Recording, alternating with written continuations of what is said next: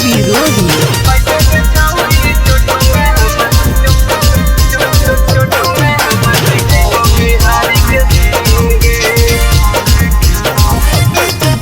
यही नेपाल से कि यही बंगाल से लगो ही बड़ी हसीन गे। यही नेपाल से कि यही बंगाल से लगो ही बड़ी हसीन गे। अगे बैठ गे छौड़ी टोटो में हमर देखो बिहार के सीन गे। अगे बैठ गे छौड़ी टोटो में हमर देखो बिहार के सीन गे।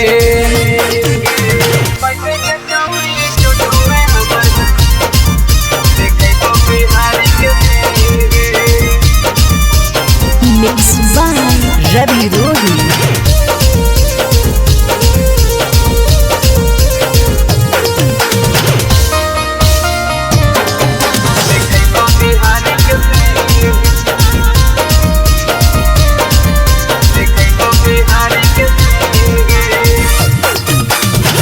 राजगिर नालंदा छौड़ी घुमैबौ बाबा पूरी गे। पैदल पैदल जइही केतना हगौ बाड़ी दूरी गे। हे गे राजगिर नालंदा छौड़ी घुमैबौ बाबा पूरी गे। पैदल पैदल जइही केतना हगौ बाड़ी दूरी गे। चौमिन चाट तोरा खिलैबौ औरी नमकीन गे। चौमिन चाट तोरा खिलैबौ औरी नमकीन गे। अगे बैठ गे छौड़ी टोटो में हमर देखो बिहार के सीन गे। अगे बैठ गे छौड़ी टोटो में हमर देखो बिहार के सीन गे।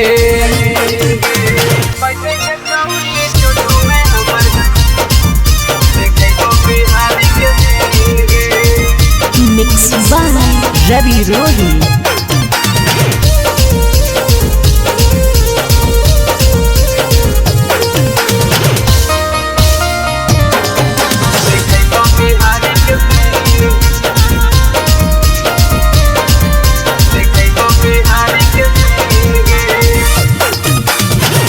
जब से देखलियो तोरा होई गेलियो पागल गे।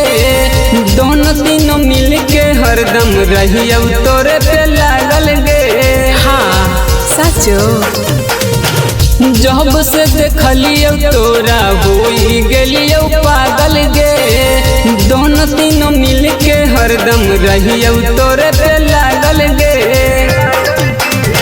सब बिकी तोरा छौड़ी करो बड़ी पसीन गे। सब सरगम तोरा छौड़ी करो बड़ी पसीन गे। अगे बैठ गे छौड़ी टोटो में हमर देखो बिहार के सीन गे। अगे बैठ गे छौड़ी टोटो में हमर देखो बिहार के सीन गे। चल हट यहाँ से। Akshay recording studio पखरी वार्मा।